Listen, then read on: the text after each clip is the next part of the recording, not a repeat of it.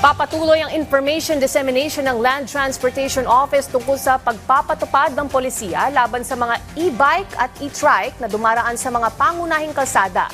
Ayon kay LTO Chief Assistant Secretary Marcos Lacanilaw, alinsunod ito sa direktiba ni Pangulong Ferdinand R. Marcos Jr. na magbigay ng isang buwang palugit upang maipabot sa publiko ang kumpletong impormasyon. Pagsapit ng January 2, 2026, inaasahang sisimulan na ang paghuli sa mga light electric vehicles na hindi dapat dumaraan sa National Highway. Tinaplansya na ng LTO ang guidelines para sa mga LEV kabilang ang kaukulang multa at ang proseso ng pagpaparehistro. May paglilinaw din ang ahensya sa paggamit ng mga ito sa bike lane. For example po, yung EDSA, meron pong bike lane yan. O may mga LGU tayo na may binigay na designated lane for bike lane. Pero po, pwede lang po dyan yung mga electric bikes or electric trikes na kasya doon sa bike lane.